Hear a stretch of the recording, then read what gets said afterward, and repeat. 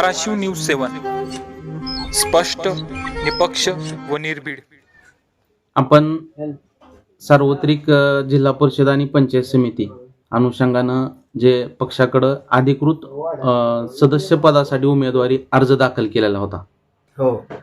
परंतु पक्षाकडनं आपल्याला डावलण्यात आलं. तर आपल्या पहिल्या प्रतिक्रिया काय असतील?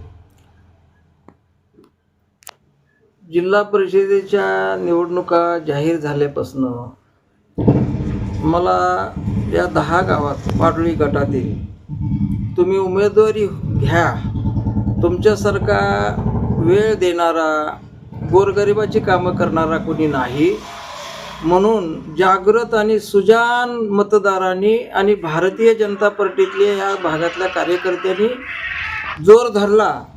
त्यांच्या भावनेची कदर करावी म्हणून मी उमेदवारी अर्ज भरला.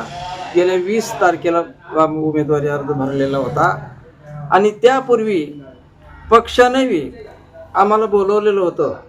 इच्छुक कोण कोण आहे त्याही वेळेला आम्ही त्यांच्याकडे फॉर्म भरून दिलेला होता.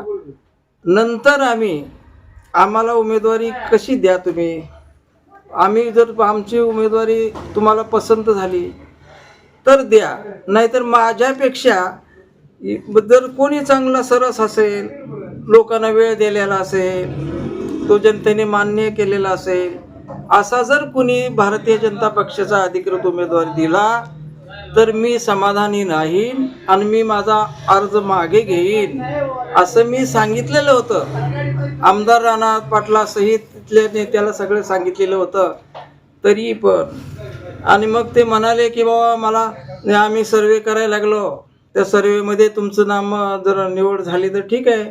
आणि त्या सर्वे करणाऱ्यांनी देखील, त्या निरीक्षकांनी देखील मला सांगितलं की तुमचं नाव 1 नंबरला आहे, तुम्ही योग्य उमेदवार आहात या भागामध्ये. तरी पण मी गेल्या 71 वर्षापासून म्हणजे 71 सालापासून संघ परिवाराचं, विश्व हिंदू परिषदेचं सगळं सामाजिक काम करत आलेलो आहे, धार्मिक काम करत आलेलो आहे.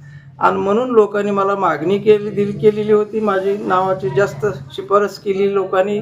तरी पण मला डावललेलं आहे. माझ्यापेक्षा बघा इतर काही अजून कोणच्या निष्ठावंत कार्यकर्त्याला डावललं, बेंबळी रामदास कोळगे सारख्याला डावललेलं आहे. आणि म्हणून इथं आम्हाला संशय यायला लागलेला आहे की चांगल्या सच्च्या प्रामाणिक कार्यकर्त्याचं खच्चीकरण केल्यानं इथला भाजप खरा आहे आणि संपवण्याचा उद्योग काही पाताळ यंत्री खोडसाळ आणि लोकांनी इथं चालवलेला आहे. तो डाव सुद्धा आम्ही उधळून लावणार आहोत. आम्हाला डावलल्याचं नुसतं असं कळलं तर गावगावचे हे आमचे समर्थक आणि जागृत मतदार पेटून उठलेले आहेत. आम्ही सूड उगवणार, तुम्हाला अपक्ष म्हणूनच निवडून देणार असं त्यांनी सांगायला सुरुवात केली. आणि त्याच्यानंतर सुद्धा मी एक फेरी मारली. गावगाव प्रचंड स्वागत आहे आणि तुम्ही अपक्षच राहा, तुम्ही फॉर्म काढू नका, तुम्हाला आम्ही प्रचंड मतानं निवडून देऊ असे सर्व जातीतल्या मुस्लिमांच्या मंडळींनी सुद्धा असा मोठा पुढाकार घेतलाय. त्यामुळं त्यांच्या भावनेची कदर म्हणून मला उमेदवारी अर्ज ठेवावा लागला. अपक्ष का होईना मला निवडणुकीला सामोरं जावं लागलेलं आहे आणि मला लोक निवडून देतील आता विश्वास वाटतो. भारतीय जनता पार्टीच्या वतीने ज्येष्ठ असतील, जुने कार्यकर्ते असतील, यांना जे डावलण्यात आलेलं आहे पक्षाकडून, तर या गोष्टीचा फटका या येणाऱ्या निवडणुकीमध्ये बसेल का आणि या बाबतीत आपलं मत काय? जुन्या भारतीय जनता पार्टीच्या निष्ठावंत कार्यकर्त्याला डावललं उघड हे सगळ्यांच्या लक्षात आलंय. आणि धाराशिव तालुक्यामध्ये हे जुन्या कार्यकर्त्याला डावण्याचं प्रमाण जास्त वाढलंय. तालुकाभर लोकांमध्ये मतदारात असंतोष निर्माण झालेला आहे आणि असे एक लाट निर्माण झाले. आणि म्हणून मी सुद्धा त्याचा फायदा म्हणून अपक्ष म्हणून ज्याला डावलले त्याला अपक्ष म्हणून लढण्यासाठी प्रवृत्त केलंय. अशी अपक्षाची आघाडी कोंड मतदारसंघात, बेंबळी मतदारसंघामध्ये आणि केशगाव मतदारसंघात, पाडळी मतदारसंघामध्ये अशी आघाडी आम्ही अपक्ष निवडणूक लढवण्याची तयारी आम्ही केलेली आहे.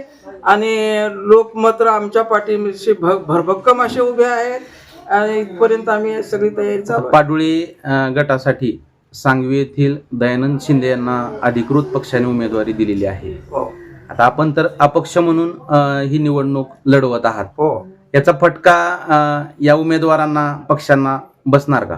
हो, एक तरी त्या उमेदवारांना पक्षाचं नाव सुद्धा माहीत नसावं आणि गावाला त्यांची ओळख नाही. हे 9 गाव सांगवीतले उमेदवार ते आहेत, त्यांच्याबद्दल मला काही म्हणायचं नाही. ते ज्यांनी उमेदवारी त्यांना दिलेली आहे आणि त्यांच्याशी निष्ठावान असतील ते, पण लोकांपर्यंत पोचलेले नाहीत. जनता अभिमुख ते नाही नसल्यामुळं त्यांना निवडणूक लढवणं हे कठीण जाईल. आणि आम्हाला कसं आहे, गावगाव आमचं स्वागत आहे, आमचं रोज आहे. रात्रंदिन आम्हा युद्धाचा प्रसंग, जसं तुकोबारायाने अभंगात म्हणलेलं आहे, हे निवडणूक म्हणजे आज नाही, निवडणुकीसारखं आमचं रात्रंदिन सतत चालूच महिने काम चालत आलेलं आहे. त्यामुळं आम्हाला काही सोपं आहे सगळं. ही मुख्य नाराजी कुणावर आहे आपली? आम्हाला तर संशय यायला लागला की राणादादा पाटील जे आहेत ना, त्यांनी समजून घ्यायला पाहिजे होतं. त्यांना निवडून आणण्यासाठी विधानसभेला आम्ही काय प्रयत्न केले. विश्व हिंदू परिषदेने आदेश दिलेले होते की त्या भागातले आणि मतदाराची धार्मिक लोकांचे मेळावे घ्या, कीर्तनकारांचे मेळावे घ्या, बैठका घ्या आणि लोकांना सांगा की कमळ निवडून द्या, आपणाला देश वाचवायचा आहे, धर्म वाचवायचा आहे. आणि असं या भावनेला आम्ही प्रेरित झालो. विश्व हिंदू परिषदेने आदेश दिला होता आणि म्हणून त्यांना निवडून देण्यासाठी आमच्या धार्मिक लोक एवढं कुणीच त्यांना मतदान मिळवून दिले नसेल. त्यांना निवडून देण्याचं सर्वात मोठं श्रेय आमच्या विश्व हिंदू परिषदेला आणि धार्मिक कीर्तनकाराला आहे. पण ते विसरले आणि आमच्यासारख्याला डावलल्यामुळं लोक संतप्त झालेले आहेत, चिडलेले आहेत. आता सूड उगवण्यासाठी म्हणून ते बाहेर पडलेले आहेत बरं का. त्यांच्या भावनेची कदर करावी म्हणून मी निवडणुकीला सामोरं चाललेलो आहे. अपक्ष उमेदवार म्हणून आपलं कार्य ह्या ज्या गटामध्ये आहे कशा पद्धतीने चालू आहे? असं केलेलं काम आहे. अगोदरच लोक जागृत झाले, लोकांना कळलंय आणि ते लोक तिथपर्यंत जायच्या अगोदर मला बोलवायला लागलेले आहेत. रोज सगळे शेकडो फोन यायला लागलेत, भाऊ तुम्ही उभे राहा, आम्ही तुमच्या पाठीशी आहे, तुम्हाला निवडून देतो, तुम्ही खर्च सुद्धा करू नका, काही तुम्हाला आमिषाचे गळ कुणी टाकले तरी त्याला गळाला अडकू नका तुम्ही आणि भिवू नका, मागे हटू नका. आणि तुम्ही एक असं महाराष्ट्रामध्ये अपक्षाला निवडून देण्याचा आम्ही इतिहास घडवणार आहोत असे आमचे जुने कार्यकर्ते सुद्धा म्हणायला लागलेले आहेत, जागृत झालेले आहेत. आणि हे का तर वर्षानुवर्ष मी निष्ठेनं प्रामाणिकपणानं काम केले, सामाजिक गोरगरिबाची कामं केलेली आहेत आणि त्याचं हे भांडवल आहे, त्याचंच हे श्रेय आहे. आणि म्हणून मला लोक बोलवून उभं करतायत आणि तुम्ही खर्च सुद्धा करू नका, आम्ही आमच्या गाड्या लावतो, आम्ही खर्च करतो, तुम्ही नुसतं लोकांच्याकडे समोर जा, हात जोडा, भाषणं माग करत जा, एवढंच लोक मला सांगतात. आणि म्हणून मी ती कामाला लागलेलो आहे आणि सगळ्या गावी माझा प्रवास झाला आहे, सगळ्या गावामधून मला प्रतिसाद मिळाला आहे.